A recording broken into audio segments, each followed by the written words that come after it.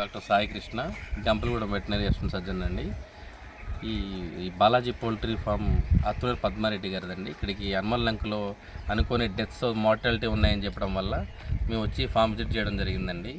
ఇక్కడ 15,000 కెపాసిటీలో బర్డ్స్ నిన్న రాత్రి నుంచి ఇప్పటి వరకు ఒక 10,000 బర్డ్స్ వరకు చనిపోయాయండి.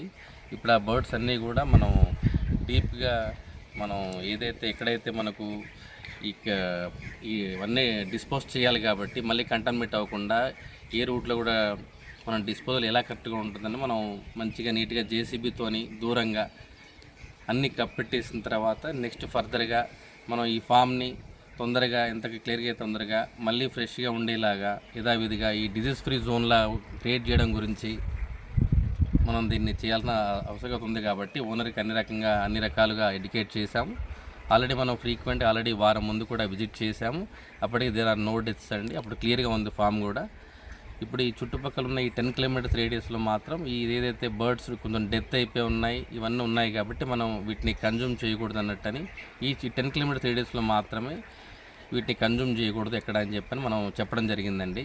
ఈ 10 కిలోమీటర్స్ తర్వాత పర్వాలేదండి, ఇట్స్ సేఫ్ టు కన్జ్యూమ్. అన్నీ కూడా మనం పౌల్ట్రీ ఎగ్స్ కానీ అన్నీ కూడా మనం కన్జ్యూమ్ చేయొచ్చు, ఇబ్బంది ఏం లేదు. కేవలం ఇక్కడ డెత్స్ ఎక్కువ ఉన్నాయి కాబట్టి 10 కిలోమీటర్స్ రేడియస్లో మాత్రం కొంచెం మనము ఇదనేది కన్జ్యూమ్ చేయడానికి కొంచెం ఇబ్బంది ఉంది కాబట్టి కొంచెం ఆ రకంగా మనం ప్రికాషన్ మెజర్స్ తీసుకుంటున్నామండి.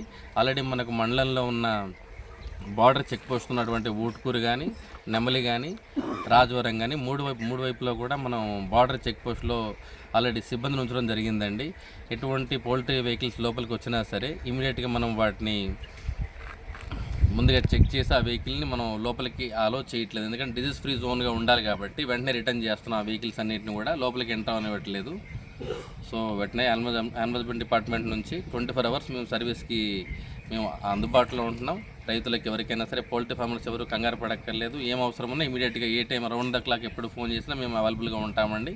ఖచ్చితంగా మాకు మీరు వివరాలు అందించినట్లయితే ఇమీడియట్గా మేము రెస్పాండ్ అవుతామండి.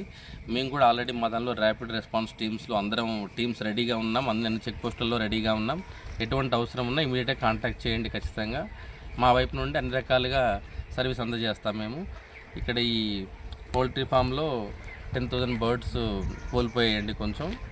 సో వాటి మేము ఫర్దర్ ప్రాసెసింగ్ అనేటివి కూడా మేము పంపిస్తామండి. దాన్ని కూడా ఈ ముందు ఉన్న బాడీస్ అనేటివి కూడా కొంచెం సేఫ్గా ఉన్న డిస్పోజల్ ప్లేస్లో మనం డిస్పోజ్ చేస్తామండి. అంతా కూడా డీప్గా బరీ చేసి జేసీబీ సహాయంతో మనం ఫర్దర్ కంటామినేషన్ ఏమి ఉండకుండా ఉండేలా చూస్తామండి. డిజీజ్ ఫ్రీ జోన్ లాగా.